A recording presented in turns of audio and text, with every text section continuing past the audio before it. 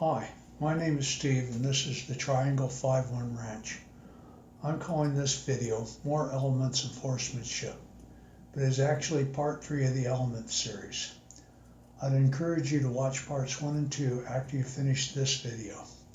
The elements I discussed in the first 2 videos are good habits, right and wrong, safety, preparation, awareness, pressure and release, yield and escape, feel, timing and balance, respect, discipline, and correction. In this video, I'll briefly explore trust, herd leadership or pecking order, make the right thing easy and the wrong thing difficult, training or teaching. As in the first 2 videos, as I talk, I'll be showing a third clip of the longer video of my session with Ember. Ember is a long yearling thoroughbred filly. She has been a real pleasure to play with. The point of this session was for me to begin to build a relationship with this horse. Once one person has built a good relationship with the horse, it is easier for another person to step in and assume a relationship with the same horse. If you're a beginner with horsemanship, then it is always best to start with horses that have already been in a relationship and have a good foundation. You need to learn and build good habits before you tackle a young horse or a problem horse. When you get to the training and teaching element, we'll talk about this more. Let's start by talking about trust. Any good or solid relationship is built on trust. But what is trust? Trust is the firm knowledge and the reliability of another being.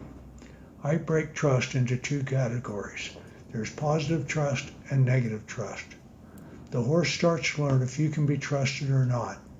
You try to promise to the horse that when you apply pressure, if it responds correctly, you'll relieve that pressure. This way you build positive trust with your horse through disciplined consistency.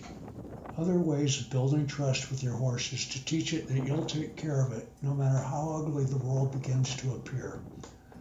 This is done with slow introduction to scary things. A rope sliding down a horse's leg can be perceived as scary to some horses. A saddle blanket seen by a horse for the first time can also seem scary. A log on the ground or sometimes a large rock can be very scary to some horses. Every interaction you have with your horse, if done correctly, builds trust. As the horse learns different yields, such as a pivot on the hindquarters, a disengagement on the hindquarters, or even a simple yield that is a turn to the left or right, it learns to trust that it will get released when it executes the yield. You should also begin to build trust in your horse as well. Each interaction where the horse yields to the pressure you present, or each time you pass a scary object with the horse remaining calm and controllable, causes you to trust the reliability of the animal more. Positive trust breeds respect. As the 2 of you build trust with each other, your time together will become more enjoyable. In a herd of horses, no matter how large or small, there is a social organization known as pecking order. The term pecking order was first used to describe the hierarchy of hens in a flock. To be honest, until I looked it up to make this video, I thought it had to do with who got the food first. I thought the dominant animal was the first to eat, then the next on down the chain. I believe this is true to a point, but the way hens determined who was dominant was by pecking each other. Back to horses. The rest of this talk is my opinion on herd organization. I have limited experience at watching this. I have watched only a small fraction of the number of horses in this world and can only speak to what I've seen. On a normal day, I let the horses out in the early mornings for their breakfast. They usually head out to where they like to graze the most. They travel in almost a line. It is almost always in the same order. The one leading the herd is usually what I perceive as number 3 in the pecking order. She is closely followed by number 2. Sometimes they are next to each other, but number 3 is slightly ahead. A little ways back is number 1. Back from her is number 4, then number 5. I really don't know what they're thinking, so take this with a grain of salt. I believe number one is purposely close to the center because it is a tactical movement and that is the safest place for protection from predators. The reason that I put them in this order of dominance is because of the order in which they eat when I do throw them hay. Number one always gets her choice of hay. Number two then gets next pick, and so on down the line. Now let's talk about my place in the herd. I really don't think they see me as part of the herd. This herd is together 24/7. I'm only present with the whole herd for a couple hours a day at most. Another observation is that when they are out grazing and something makes them feel threatened, they bunch up together. I think of this as herding up. They herd up closest to what I see as the least threatened and either then run or confront the threat. That is usually decided by the herd member who is most scared. They have rarely all run to me. So what is my place to them? Another rabbit hole before we get to that. Modern domestic horses are the product of thousands of years of selective breeding. The horses that survived in domestic settings were the ones that exhibited the qualities that the human breeders were looking for. I know from raising cattle, the first bovines I get rid of are the ones that do not cooperate with me. This is the foundation of all domestic animals. Cooperation to accomplish the task they are bred to do. If I feel threatened of real bodily harm, that animal is gone, no questions. In my mind, I think my horses see me as the monkey. I know, humans are closer to apes than monkeys, but this is in my mind. The monkey who makes it uncomfortable if not cooperated with. This cooperation is obtained using the principles we're discussing. This is not to say that I don't see myself as the leader. Whenever I'm connected to a horse, I want them to know I'm the leader. As discussed above, leadership is dynamic. Pecking order is fixed. Leadership goes to the one who takes it. The others will follow depending on what is happening. I always take leadership. If I don't take it, the horse will. As the relationship between the horse and me grows, the more it will become a good habit for the horse to follow me. When the going gets ugly, the horse will trust my leadership. This brings us to the next concept. Make the right thing easy and the wrong thing difficult. What exactly does that mean? It means that when a horse is learning a specific yield, try and use the horse's nature to make it easier for it. Then use its nature to make it difficult to do the wrong thing. Notice that I said difficult, not hard. If you make it hard, it becomes a battle. And if this battle makes the horse feel threatened, it will do what it feels it needs to do to survive. When I speak of survival, I'm talking about not only physical survival, but also mental and spiritual survival. Sometimes it's hard to remember that a horse needs to survive in all three aspects of its nature. As an aside, in times past, to train a horse to the saddle, the term was breaking a horse. What they were referring to was that the rider would break the horse's spirit to make it docile and calm. It would no longer resist because there is no spirit left to resist. This process was violent. The horse was tied to a post and blindfolded.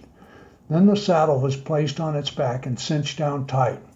The cowboy climbed on, untied the horse, and lifted the blind.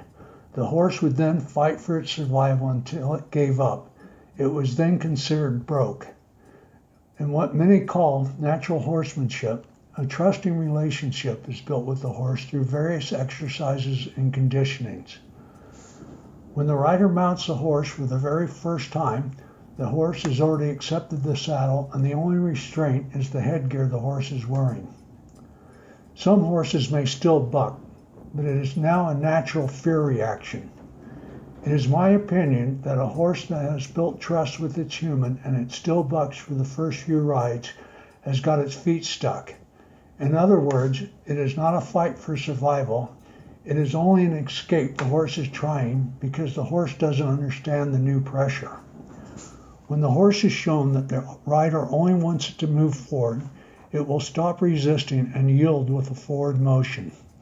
This bucking lasts for a very short period and is a lot less violent. This trusting method is referred to as starting the horse. The horse should be taught to be calm and docile, not have its spirit broken to make it that way. Sometimes I use the words breaking a horse when I really mean starting a horse. Words like this are still in the popular vernacular because we still use terms like halter broke and green broke. An example of making the right thing easy and the wrong thing difficult would be if you're trying to get a horse to give to the halter and turn to the right. It would help to travel along a fence or panel on its left side and gently tip its head to the right. It can't turn to the left because there's a fence there. It would help if there was another horse to its right. That would make it easy for the horse to do the correct thing. If you want a horse to walk and it keeps going to the trot, one thing to try is changing its direction or even just turning into a tight circle. This simple maneuver impedes the forward motion of the horse, causing it to be difficult to continue the trot. As soon as the horse goes down to the walk, let it move straight so that it's easy to keep moving forward. I find it's easy to teach a new yield on the ground before I try and get the horse to do it from the saddle. For instance, if I'm trying to teach a horse to back up while on its back, before I get on that day, I'll have the horse back up from the ground. That way, that yield option is fresh in the horse's head when I try it from the saddle for the first time. Now let's talk about training or teaching a horse. Anytime you're interacting with your horse, it is learning something from you. So in a sense, every horse person is a horse trainer. If you're sloppy and inconsistent, your horse will learn to be sloppy and inconsistent. If you're heavy-handed, your horse will become hard-mouthed. If you're unfair in your leadership, your horse will not trust you and become resistant. If you're disciplined and consistent, your horse will reflect this with discipline and consistency. If you use light pressure and release, your horse will be soft and subtle. If you're a fair leader, then your horse will build trust in you and be far less resistant to learning new yields and following you when the world gets ugly.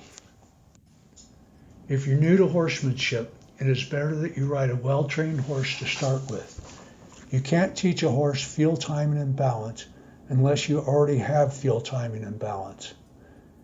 A horse that has had many riders on it and is still responsive is the best teacher of these qualities. Learning field time and balance, like any athletic endeavor, takes time and practice. You need to build good habits from a horse that won't react dangerously to an unsafe move. You will make mistakes throughout your time with horses. A well-broke horse is much more forgiving than a green or barely trained horse. It already has good habits ingrained in it, and a bad move on the rider's part will not be the beginning of a bad habit. One of the greatest barriers to teaching is the student can't see the end goal of the lesson.